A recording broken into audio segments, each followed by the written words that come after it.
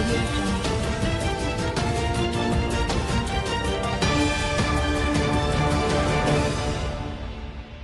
News 24 এর এখনকার সর্বশেষ সংবাদে আপনাকে স্বাগতম। শুরুতেই জানিয়ে দিচ্ছি সংবাদ শিরোনাম, পরে থাকবে বিস্তারিত। প্রথমেই জানাবো ছাত্রলীগ ও শিবির নিয়ে যা বললেন ভিপি নূর। এরপরে জানাবো বিএনপি নির্বাচনে যাবে না, ঘরেও বসে থাকবে না, মন্তব্য মির্জা আব্বাসের। জানাবো ডাক্তার মুরাদের বিরুদ্ধে অভিযোগ তদন্ত করবে ডিবি। এবং সবশেষে রয়েছে সামান্য একটু ধাক্কা দিলেই সরকার পড়ে যাবে। পুরো খবর পেতে ভিডিওটি শেষ পর্যন্ত দেখুন। সর্বশেষ সংবাদ পেতে চ্যানেলটি সাবস্ক্রাইব করুন। এবার বিস্তারিত। ছাত্রলীগ ও শিবির নিয়ে যা বললেন ভিপি নূর। ইসলামী ছাত্র শিবিরের বিরুদ্ধে দেওয়া একটা একটা শিবির ধর, ধৈরা ধৈরা জবাই কর স্লোগানের কঠোর সমালোচনা করেছেন ডাকসুর সাবেক ভিপি নুরুল হক। যারা এই স্লোগান দেন তারা সুস্থ মস্তিষ্কের মানুষ কিনা সেই প্রশ্ন তুলেছেন তিনি। বুধবার বিকেলে ছাত্রলীগের কর্মীদের মারধরের শিকার হওয়ার ২ বছর পূর্তি উপলক্ষে ঢাকা বিশ্ববিদ্যালয়ের রাজু ভাস্কর্যের পাদদেশে এক প্রতিবাদ সমাবেশের আয়োজন করে ছাত্র অধিকার পরিষদ। এই কর্মসূচিতে অংশ নিয়ে নূর এসব কথা বলেন।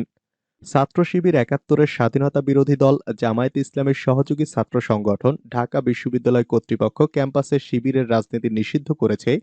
২০১৯ সালের ২২ ডিসেম্বর ডাকসু ভবনে নুরুল হক ও তার সহযোগীদের উপর হামলা চালান ছাত্রলীগ ও মুক্তিযুদ্ধ মঞ্চের নেতাকর্মীরা। এতে নুরুল হক সহ অন্তত ৩০ জন আহত হন। সেই ঘটনা নিয়ে ডাকসুতে বর্বর হামলার ২ বছর এবং ক্যাম্পাসে শিক্ষার্থী নির্যাতনের বিরুদ্ধে ছাত্র অধিকার পরিষদ এই সমাবেশের আয়োজন করে।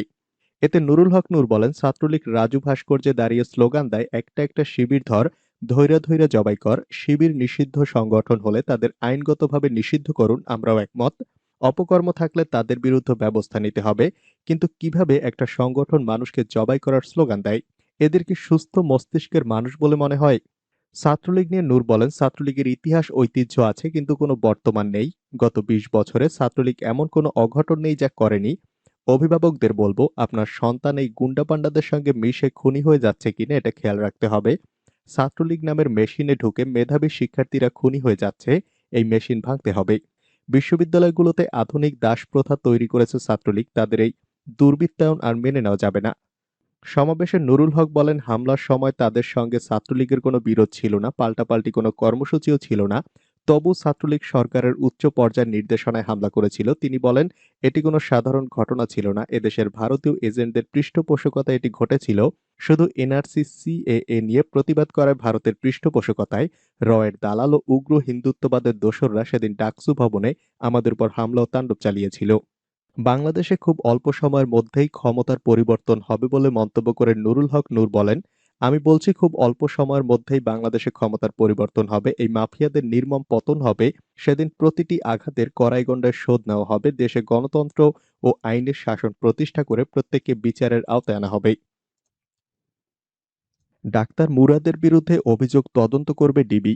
সাবেক প্রতিমন্ত্রী ডাক্তার মুরাদ হাসান সহ দুজনের বিরুদ্ধে করা মামলা তদন্তের নির্দেশ দিয়েছে গাজীপুরের আদালত। আজ বুধবার Gazipur chief metropolitan magistrate Mohammad Kaisarul Islam এ আদেশ দেন। গাজীপুর জেলা আইনজীবী সমিতির সাবেক সাধারণ সম্পাদক অ্যাডভোকেট মঞ্জুর মোর্শেদ প্রিন্স বাদী হয়ে আদালতে মামলাটি দায়ের করেন। বিকেলে তিনি বিষয়টি এনটিভি অনলাইনকে নিশ্চিত করেছেন। বাদী বলেন, মামলায় ডিজিটাল মিডিয়ায় উপস্থাপক মোহাম্মদ মহিউদ্দিন হেলাল নাহিদ ওরফে নাহিদ হেলালকেও আসামি করা হয়েছে। আগামী বছরের ২৪ ফেব্রুয়ারির মধ্যে এ মামলার তদন্ত প্রতিবেদন দাখিলের জন্য গাজীপুরের ডিবিকে নির্দেশ দেওয়া হয়েছে। মামলার নথি থেকে জানা গেছে, মুরাদ হাসান তথ্য সম্প্রচার মন্ত্রণালয়ের প্রতিমন্ত্রী ছিলেন এবং আসামি নাহিদ ডিজিটাল মিডিয়া উপস্থাপক। আসামি নাহিদ গত ১ ডিসেম্বর মুরাদের সাক্ষাৎকার গ্রহণ করেন, যা পরে মুরাদ হাসান তার ভেরিফাইড ফেসবুক পেজে প্রচার ও প্রকাশ করেন। সাক্ষাৎকার প্রদানকালে আসামি মুরাদ উদ্দেশ্যমূলকভাবে জিয়া পরিবার এবং ব্যারিস্টার জাইমা রহমান সম্পর্কে অত্যন্ত কুরুচিপূর্ণ, নারী বিদ্বেষী এবং যেকোনো নারীর জন্য মর্যাদাহানিকর ভাষা ব্যবহার করেন। আরও বলা হয়, ভিডিওটি সামাজিক যোগাযোগ মাধ্যমে ব্যাপক প্রচারের ফলে সমাজে তথা রাষ্ট্রের সর্বমহলে নেতিবাচক প্রতিক্রিয়া তৈরি হয়।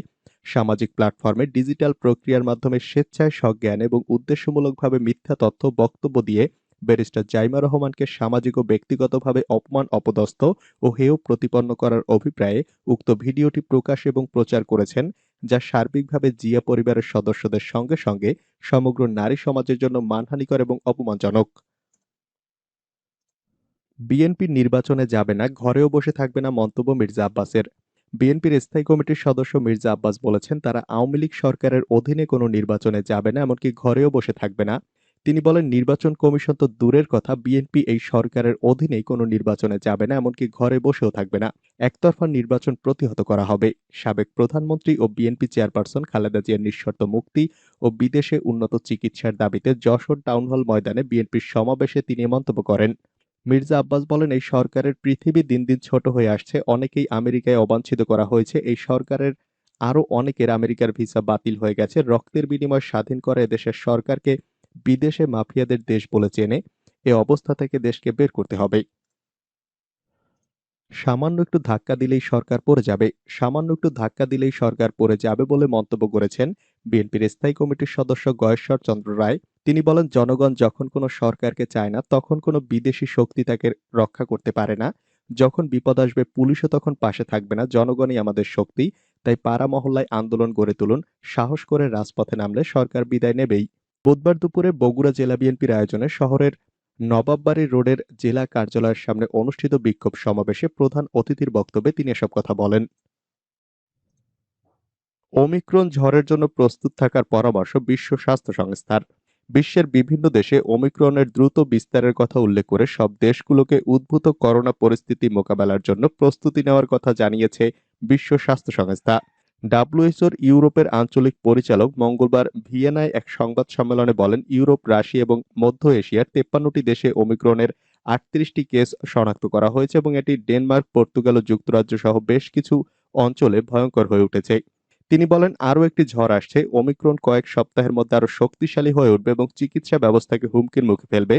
তিনি আরো বলেন, ওমিক্রনের যে হালকা উপসর্গ যেমন কাশি, গলা ব্যথা এবং জ্বর আরো সংক্রামক বলে মনে করা হচ্ছে এবং এ থেকে করোনা রোগীর সংখ্যা উল্লেখযোগ্য হারে বাড়তে পারে।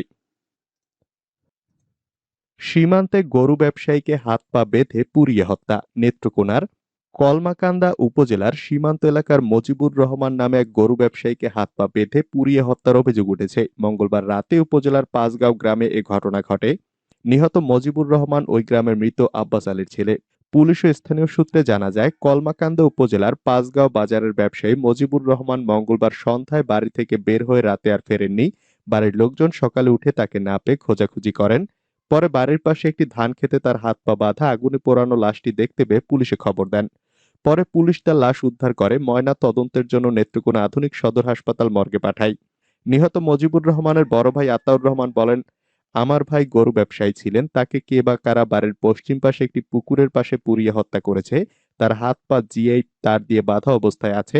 কমলাকান্দা থানার ওসি আব্দুল আহাদ বলেন, মজিবুর রহমানকে শ্বাসরোধ করে হত্যার পর দুর্বৃত্তরা খড় দিয়ে আগুন লাগিয়ে দেয়। তিনি গরু ব্যবসায়ী ছিলেন।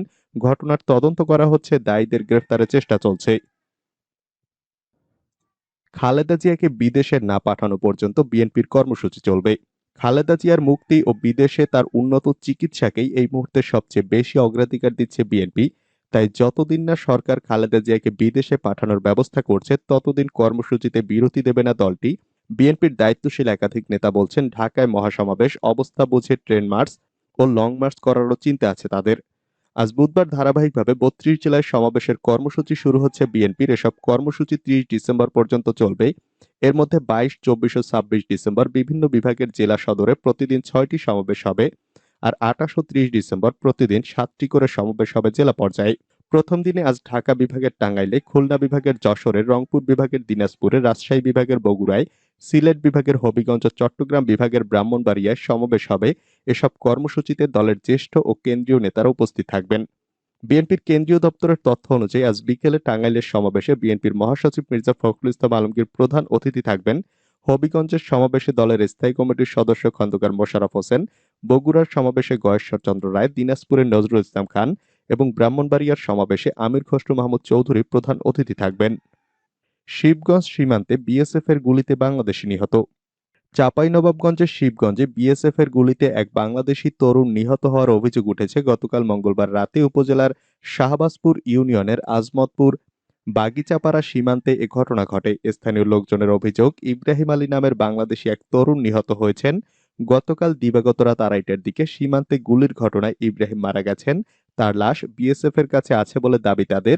ইব্রাহিম আলী শাহবাজপুর ইউনিয়নের টুলিপাড়া গ্রামের আবু তালেবের ছেলে।